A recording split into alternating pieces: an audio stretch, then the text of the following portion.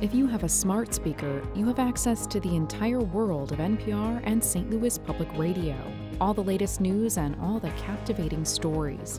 Activate our voices with yours by telling your smart speaker to play St. Louis Public Radio. Arguably the highest stakes ballot item up for grabs on November 3rd is Amendment 3, which would substantially change how Missouri's state legislative redistricting process transpires. Blake Hurst believes it's important for the proposal to be approved. The president of the Missouri Farm Bureau joins us on the latest episode of Politically Speaking to break down the ins and outs of Amendment 3 and whether the Yes campaign can stack up to a vigorous No side. Let's hit the music.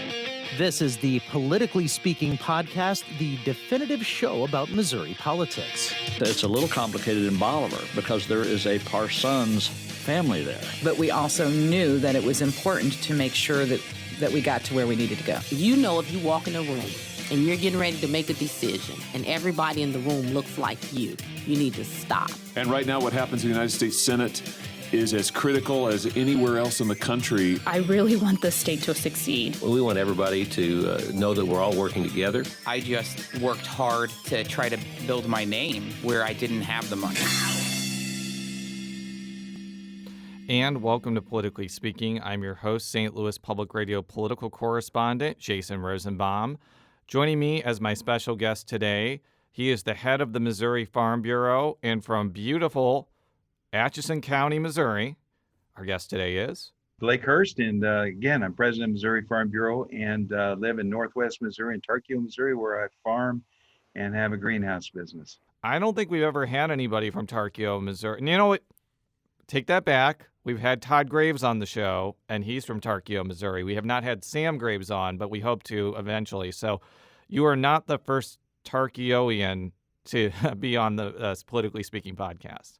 I used to babysit for both Sam and Todd, a fact which they do not like to be reminded of. Well, I hope that they're listening to this show and are incredibly embarrassed. So you are here to talk about Amendment 3, which is a ballot item that voters will decide on November 3rd, largely involving state legislative redistricting. It makes major changes to the 2018 measure known as Clean Missouri when it comes to the state legislative side.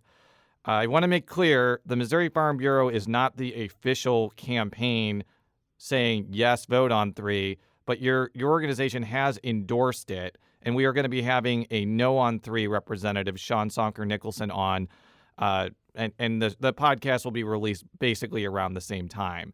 So very simply, why did your organization decide to endorse Amendment 3? Well, we think it's important that redistricting be done in a way that doesn't harm our members. And the initiative passed in 2018. It is unfair to people who live in the smaller, more rural parts of the state. That's a strong feeling among our membership, almost unanimous. It was a very easy decision for our organization to support Amendment 3, and we're looking forward to its passage. Well, and I'm going to just differentiate between the two systems. I'm going to call the 2018 version Clean Missouri. I'm going to call the version on the ballot this year Amendment 3, just to make sure we're clear. Why did Clean Missouri, why is it seen as a threat to members of the Farm Bureau?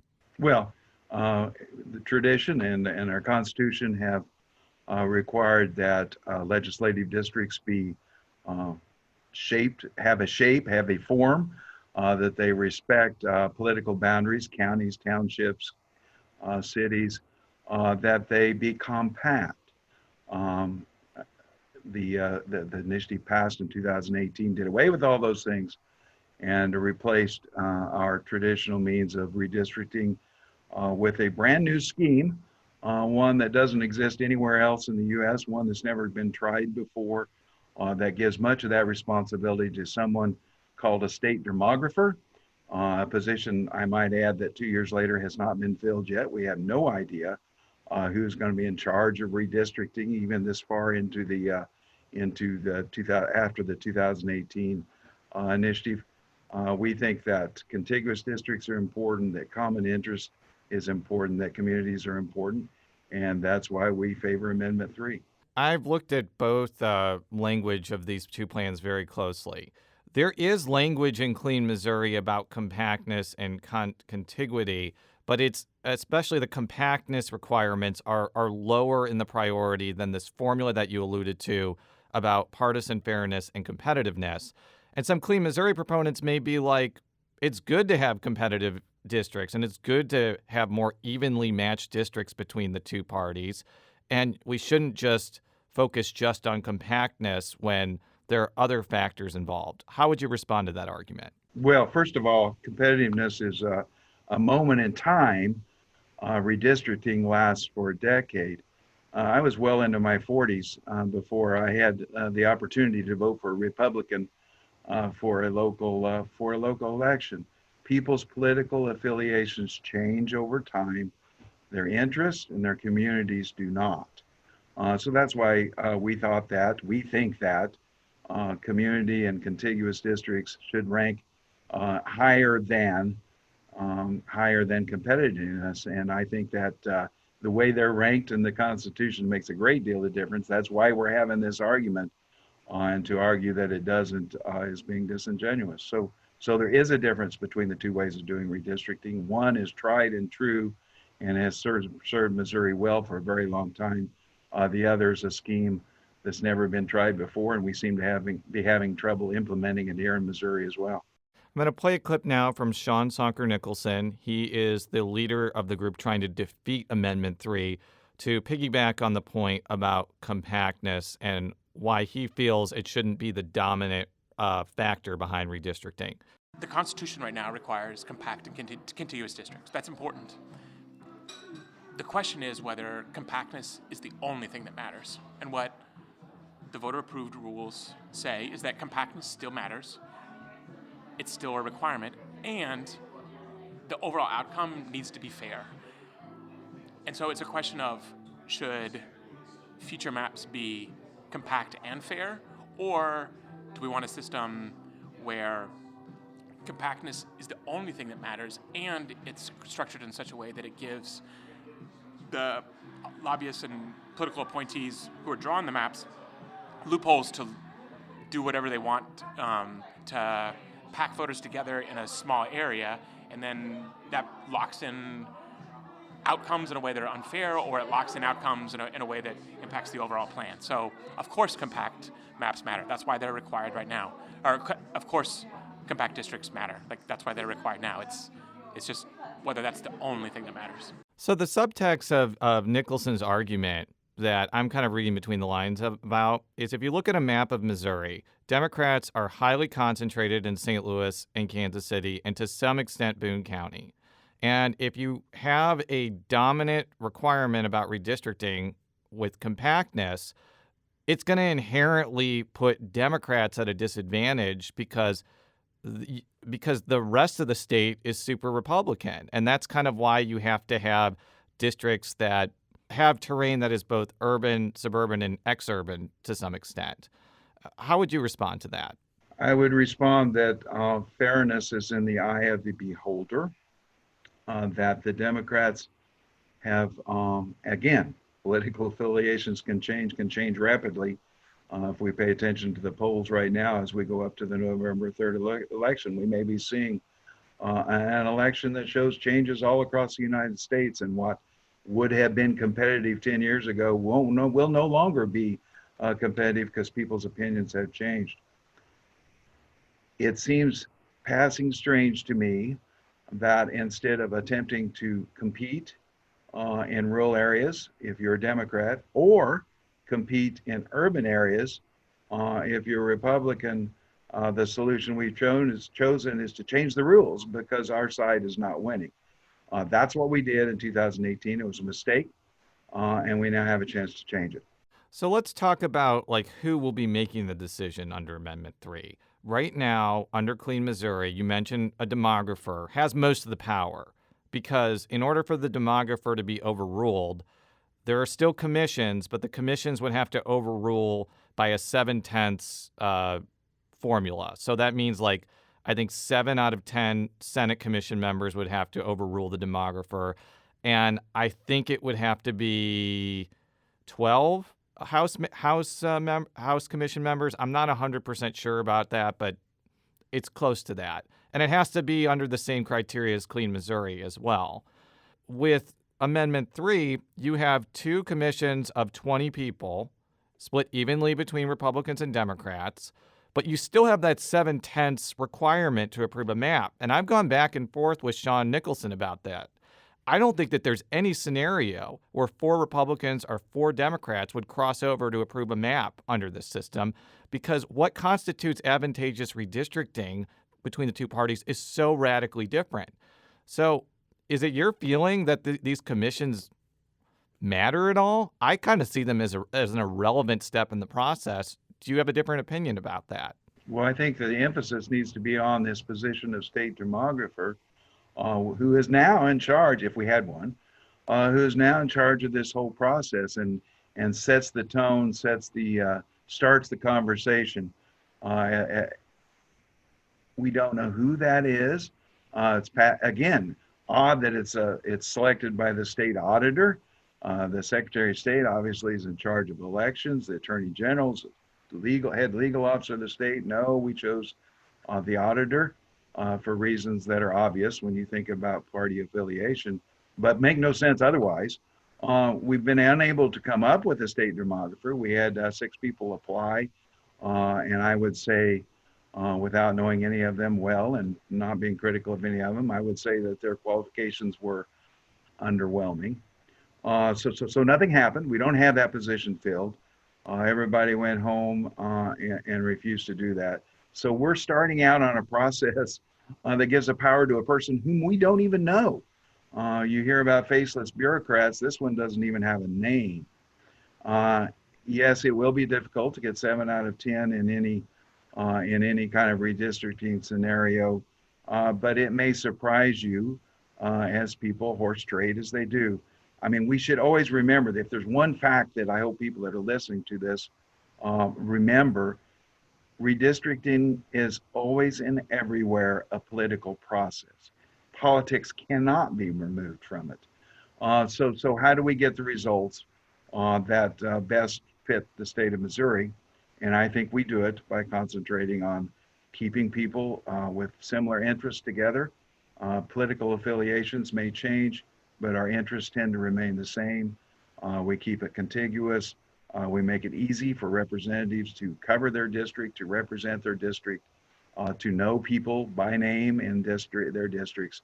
And all those things will happen if we pass Amendment 3.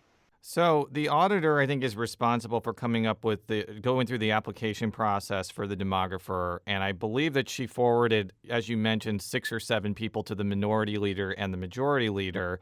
I guess the minority and majority leader could pick somebody, and I guess they can eliminate people, and then the auditor picks the demographer in a random drawing.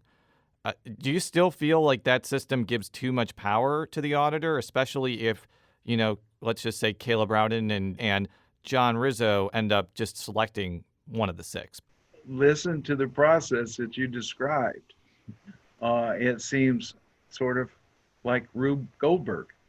One of the things that I find so very, very interesting in this is that Amendment 3 proponents are being criticized for not really willing to talk about redistricting and emphasizing the ethics provision of Amendment 3, and yet we passed this Rube Goldberg scheme 2 years ago, and I guarantee you that there wasn't 10% of the voters that understood what they were voting for. So it's just not a fair way. I shouldn't even use that term. I've already criticized it. It doesn't seem to me to be a very rational way to decide on legislative districts for the next decade. And I think anybody that really thinks about it would agree. Let's go back to the process under Amendment 3. So if the commission's deadlock, which again, I think is a strong possibility, I'm not going to say it's 100% certain, but I think it's probably 80% certain, a panel of appellate judges would be responsible for drawing the House and Senate maps under a different criteria as we've established than under Clean Missouri. And I have heard people on both sides of the aisle say that judges are not equipped to deal with state legislative redistricting. They have no expertise in the area, that the maps that they drew in 2011 were nonsensical, and in the case of the Senate map, completely unconstitutional. I guess my question to you is, why should we empower judges that some would argue don't know what they're doing so much power over this process under Amendment 3? Well, I think there's a series of assumptions there, but if it does end up in the court system, at least we have the ability to vote on judges. They have to be reaffirmed by the voters. Although that does not happen very often, there is still some accountability there. Once we have a state demographer, there's no accountability at all. We'll be right back after this quick break with Blake Hurst.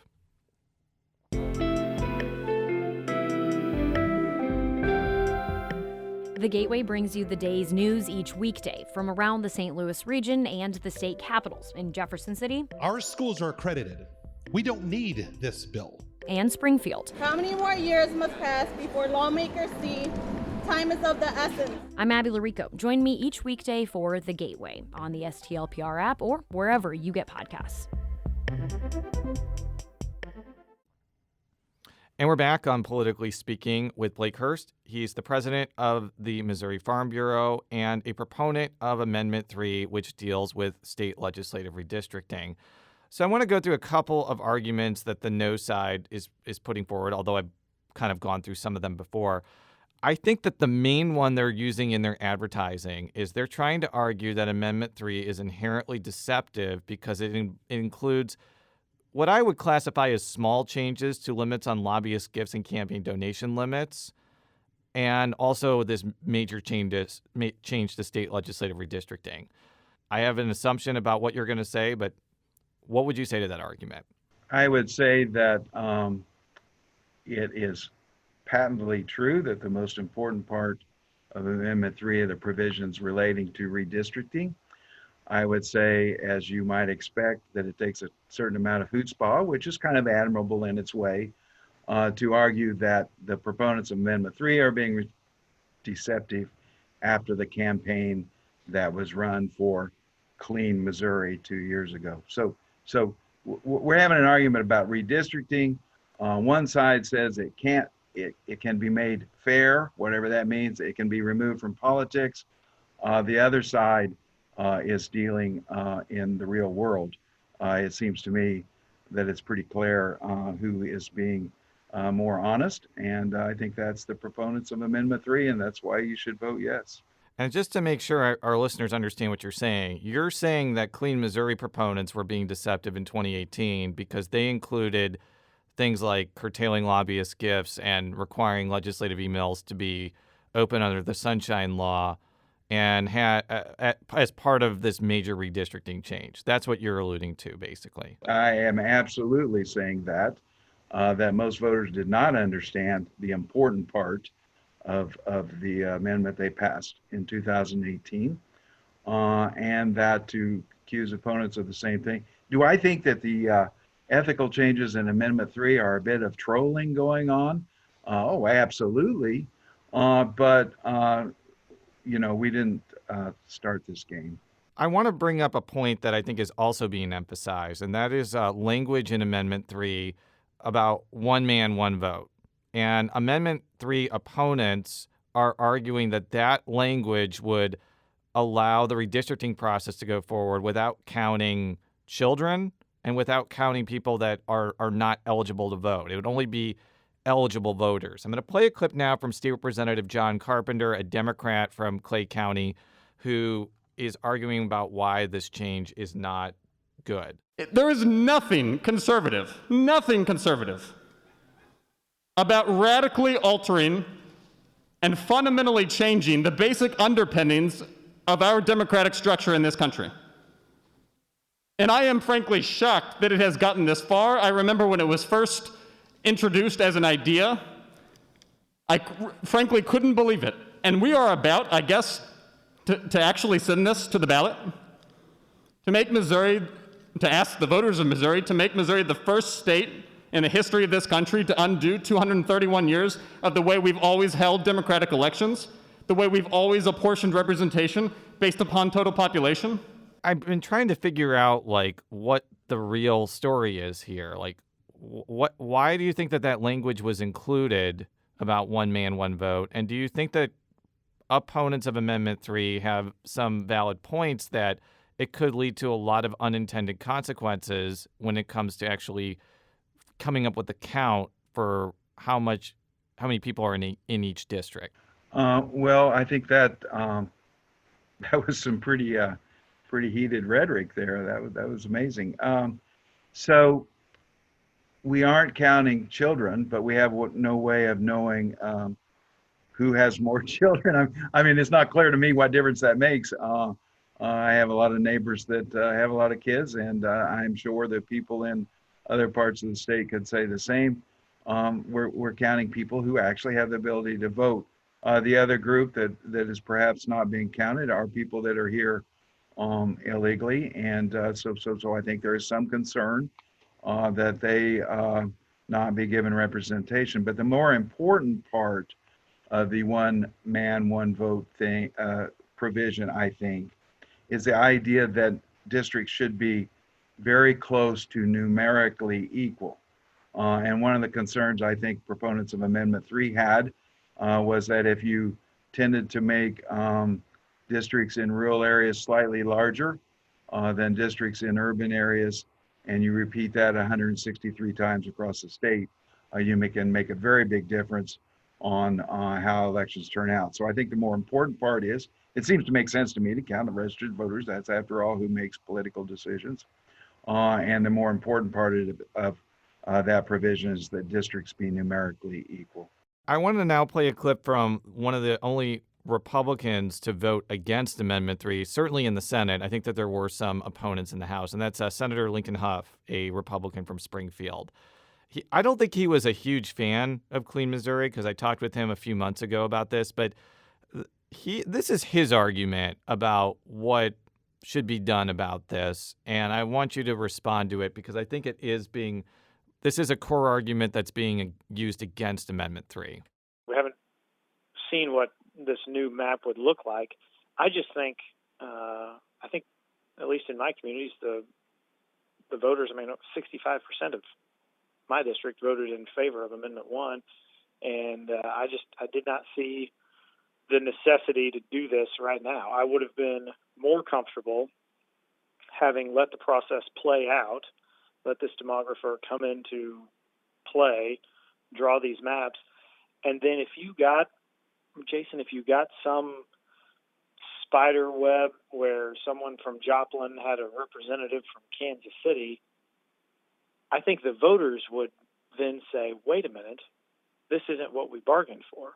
So that is a kind of verbose way of asking, why not let this process play out? And if all the nightmare scenarios that Clean Missouri opponents have been talking about, it all comes true, then there's an opportunity in, 2028 or something to get rid of this system and replace it with something else. What do you think of that argument from Senator Huff?